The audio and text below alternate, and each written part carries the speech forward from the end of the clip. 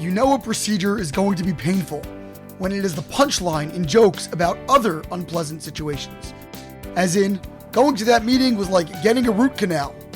Well, this past week I did in fact have a root canal performed. On tooth number 30 for those following at home, and it was a difficult couple of hours. While ahead of time I did not do much research and simply nodded obediently when instructed when and where to appear for my appointment, I did conduct some post-op sleuthing.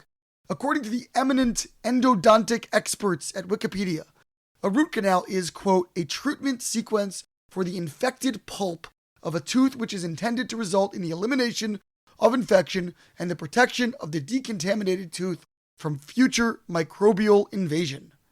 In layman's terms, it means excising the rot from within to allow for restorative growth moving forward. I've been playing with this description as a possible metaphor for the central story of our Parsha. One of the most enigmatic stories in the Torah straddles the end of last week's and beginning of this week's Torah portions. Pinchas sees Zimri, son of a major Jewish leader, acting immorally in public with the daughter of a Midianite prince. Understanding this as a threat to the moral fabric of the entire nation, he stands up and takes lethal action against them. As a result, God blesses Pinchas with a covenant of peace.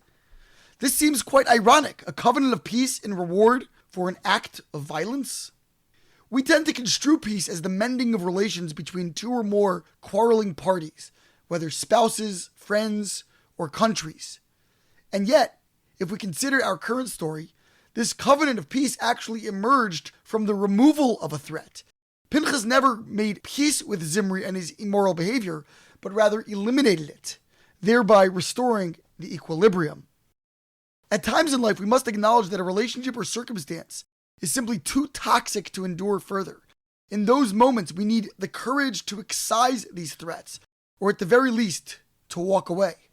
One of the thorniest questions we face is when the correct path to peace is by disengaging, and when an act of reconciliation offers the better choice.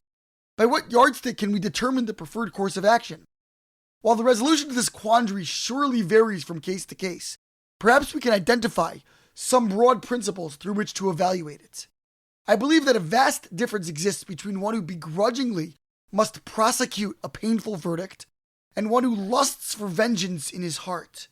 Perhaps for this reason, the Parsha opens by tracing Pinchas's lineage back 2 generations, rather than the standard 1, to remind us that he was the grandson of Aaron, the high priest, and the quintessential man of peace, referenced in Ethics of the Fathers as one who loves peace and pursues peace. The double language of that teaching is instructive.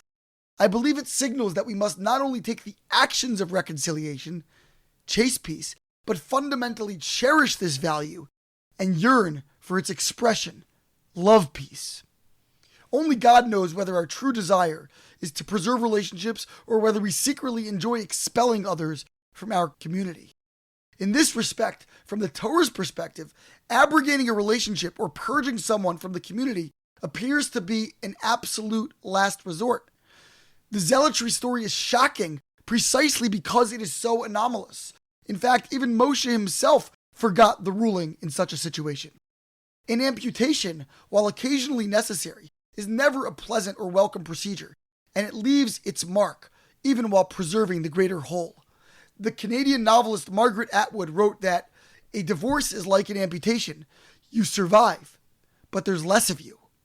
To wit, the Torah licenses divorce, but tellingly refers to the formal divorce document as a, quote, contract of excision. At times we must make a cut, but a cut it remains. The covenant of peace with which Pinchas was blessed, then, may have served as both a warning and a consolation, as if to remind him that he remained, and must always remain, fundamentally a man of peace, despite the need to act decisively in this one instance. We face complex challenges in life, whether geopolitically or personally, and are constantly determining when to endure an association and when to expunge it.